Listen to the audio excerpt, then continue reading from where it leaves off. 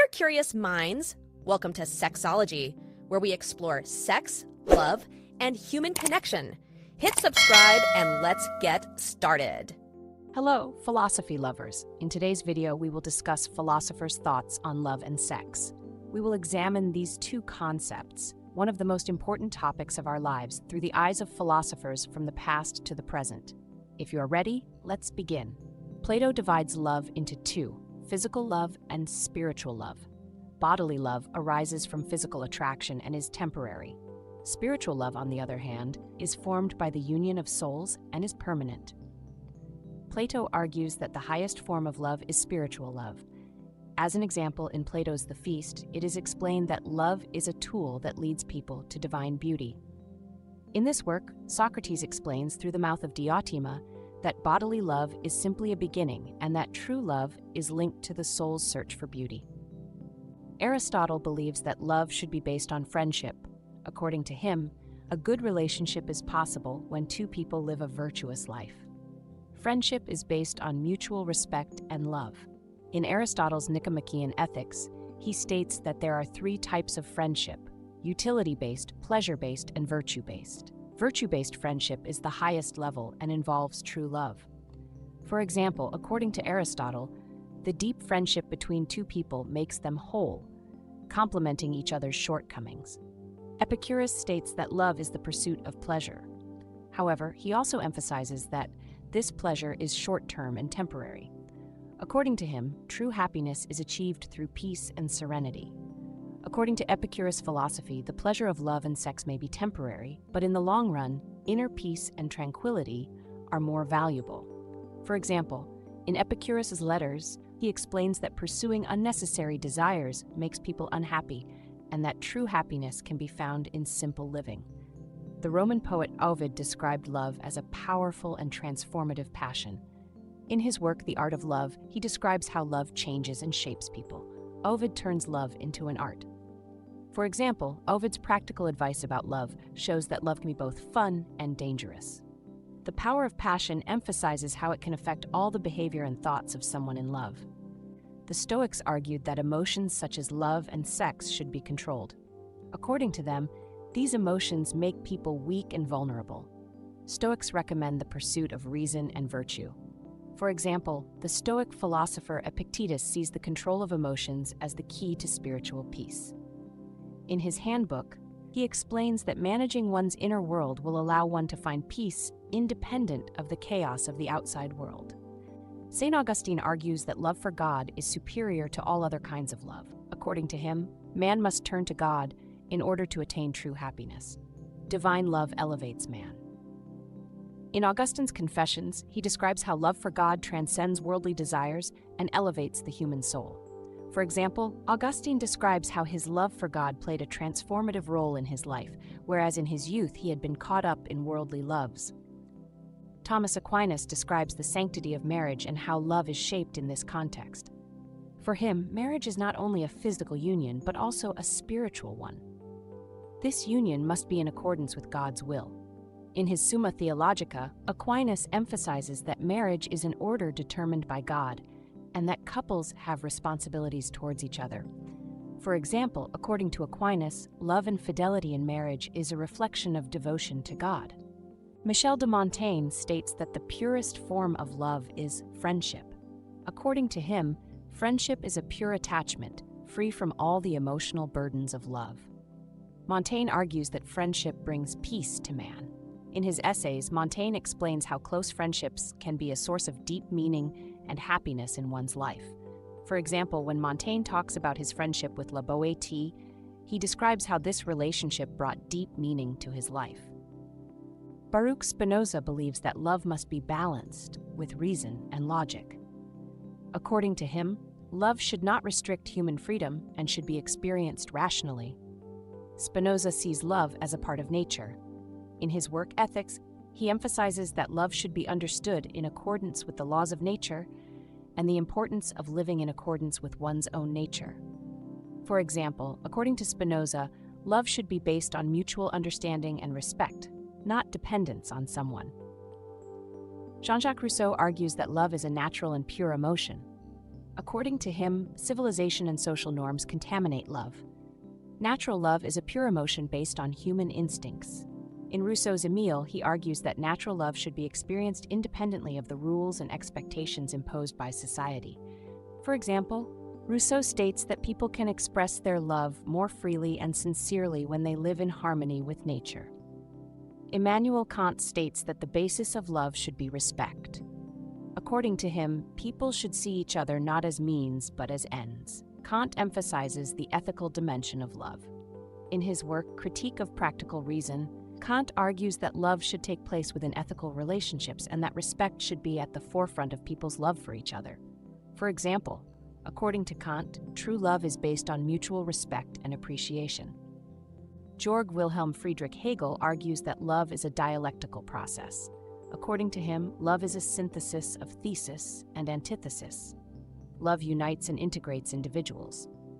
In Hegel's Phenomenology of Spirit, he explains how love integrates individual differences with a unifying force. For example, according to Hegel, love is a dialectical process in which individuals transcend themselves to form a whole.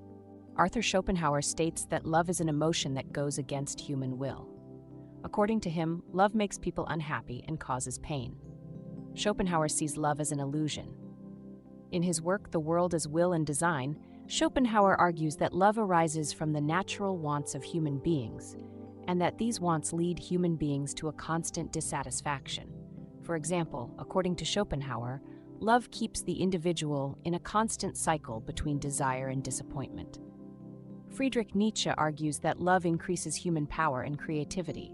According to him, love makes people stronger and freer. Nietzsche believes that love has a transforming power. In his work, Thus Spake Zarathustra, he argues that love is a power that enables people to transcend themselves. For example, according to Nietzsche, love helps the individual to realize his or her potential and makes him or her more creative. Sigmund Freud considers love and sexuality among the basic instincts of human beings. According to him, the libido is at the center of human behavior and psychology. Freud examines the effects of love on the unconscious. In his 3 essays on sexuality, Freud explains how love and sexuality are shaped by unconscious processes. For example, according to Freud, childhood experiences profoundly influence an individual's perception of love and sexuality. Erich Fromm argues that love is an art and must be learned. According to him, love requires knowledge and effort. Fromm emphasizes that love is not just an emotion, but a skill. In his work, The Art of Loving, Fromm explains that love is based on the individual's understanding and acceptance of self and other. For example, according to Fromm, true love is possible when one develops a loving and understanding attitude. Jean-Paul Sartre states that love is related to freedom. According to him, love is the process of making sense of one's existence and freedom. Sartre argues that love is a means to freedom. In his work Being and Nothingness, Sartre argues that love requires 2 people to set each other free. For example, according to Sartre, love should be a relationship between independent individuals, and this relationship should support the freedom of both parties. Simone de Beauvoir argues that love has different meanings for men and women. According to her, women experience and interpret love differently due to their social roles. Beauvoir draws attention to the social dimensions of love. In The Second Sex, Beauvoir examines how women experience love and how society shapes this experience. For example, according to Beauvoir, women often experience love through sacrifice and devotion, whereas for men, love can be more of a means of power and domination. Michel Foucault argues that sexuality is a historical and social structure. According to him, sexuality is shaped by power and knowledge. Foucault examines the historical development of love and sexuality. In his work, The History of Sexuality, Foucault explains how sexuality is used as a tool of power and how it is controlled by society. For example, according to Foucault, in modern societies, sexuality is a force that determines the behavior and identity of individuals. Jacques Derrida argues that love should be analyzed through language and meaning. According to him, love is a constantly changing structure of language and meaning. Derrida analyzes love from a deconstructive perspective. In his work, Deconstruction and Pragmatism, Derrida explains how love is constantly reconstructed through language and meaning. For example, according to Derrida, love is an emotion that has no fixed definition and is shaped by each individual's own experience. Alain Badiou argues that love is an event that radically changes the lives of two people. According to him, love begins with a chance encounter and leaves deep traces in the lives of individuals. In Praise of Love, Badiou argues that love means that individuals understand each other and create a new reality together. For example, according to Badiou, love is an unexpected and transformative event in the lives of two people. Slavoj Žižek argues that love is a human existential condition. According to him, love is an experience that both exalts and tests the human being. Žižek draws attention to the paradoxical nature of love.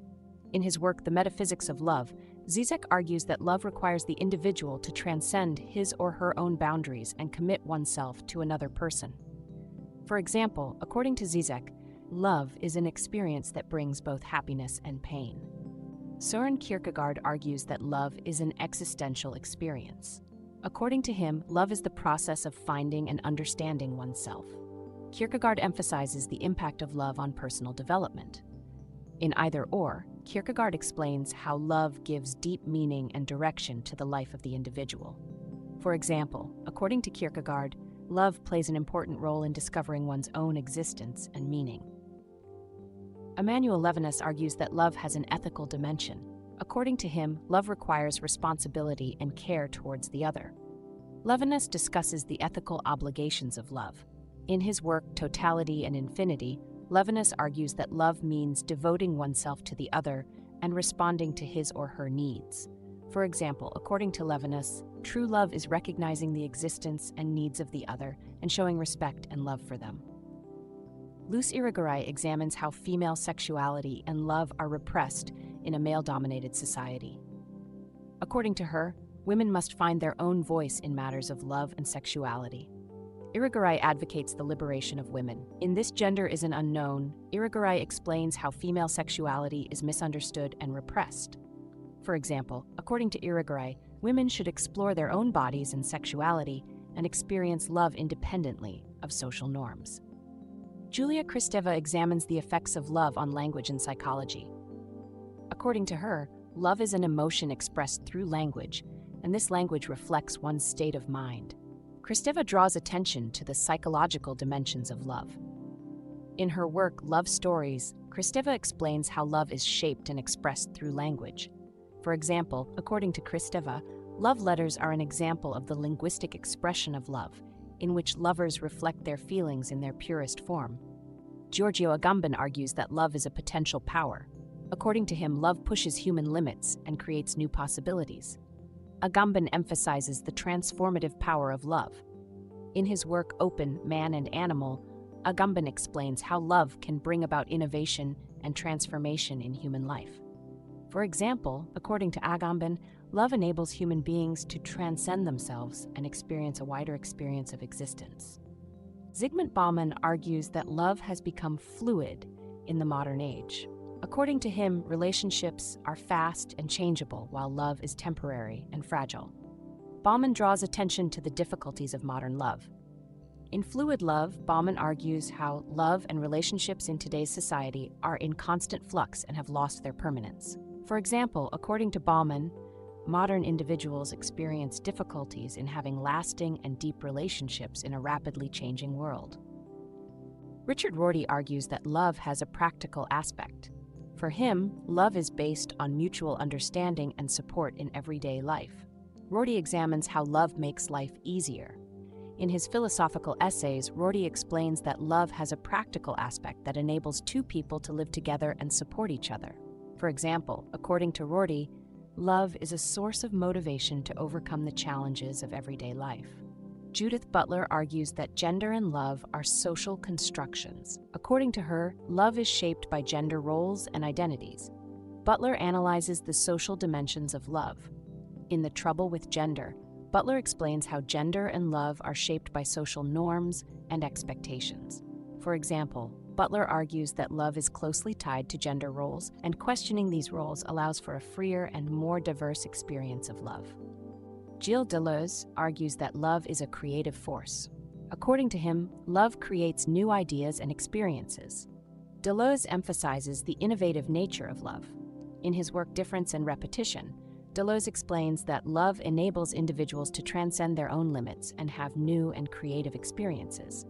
For example, according to Deleuze, love allows individuals to see themselves and the world from a different perspective. Félix Guattari argues that love is chaotic and unpredictable. For him, love is a combination of order and chaos.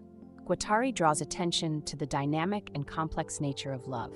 In Chaosmosis, Guattari argues that love is a process of constant change and interaction between individuals. For example, according to Guattari, love, with its chaotic nature, is an experience that pushes and transforms the boundaries of individuals. Jean-Luc Nancy argues that love is a sharing. According to him, love is an expression of the value two people give to each other. Nancy discusses the social and individual dimensions of love.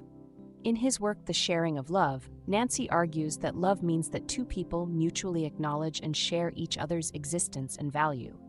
For example, according to Nancy, true love is a process of sharing based on individuals' respect and appreciation for each other. Peter Sloterdijk argues that love shapes the human psyche. For him, love is a way of understanding oneself and the world. Sloterdijk examines the psychological effects of love. In his work On Tribes, Sloterdijk explains how love affects individuals' moods and worldviews. For example, according to Sloterdijk, love enables an individual to perceive the world in a more meaningful and profound way. Graham Harman argues that love should be considered within the framework of object-oriented ontology. According to him, love is based on relations between objects. Harman examines the philosophical dimensions of love. In object-oriented ontology, Harman explains how love is understood through relationships between objects and entities. For example, according to Harman, love can be experienced not only between people but also between objects and beings. Bernard Stiegler examines the effects of modern technology on love. According to him, love in the digital age is shaped by technology. Stiegler analyzes the technological transformation of love. In Love in Technological Time, Stiegler explains how digital means of communication transform love and reshape relationships. For example, according to Stiegler, social media and digital platforms radically changed the expression and experience of love. Rosie Braidotti argues that love should be approached from a post-humanist perspective. According to her, love is a combination of biological and technological elements. Braidotti discusses the evolutionary and transformational dimensions of love. In his work Posthuman, Braidotti argues that love evolves beyond the biological limits of human beings into new and different ways of being. For example, according to Braidotti, love can be redefined through elements such as biotechnology and genetic engineering. Slavoj Žižek emphasizes the paradoxical and contradictory nature of love. For him, love involves both freedom and commitment. Žižek examines the complex structure of love. In The Metaphysics of Love, Žižek argues that love requires deep commitment and surrender, while at the same time preserving the freedom and independence of individuals. For example, according to Žižek, love is an experience in which the individual transcends his or her own boundaries and commits himself or herself completely to another person.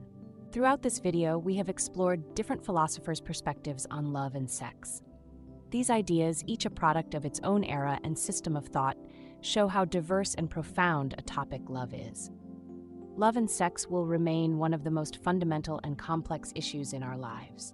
Thank you for watching our video. Don't forget to share your own memories and thoughts in the comments. Make sure to subscribe and hit the notification bell so you don't miss any of our new videos. See you in the next one.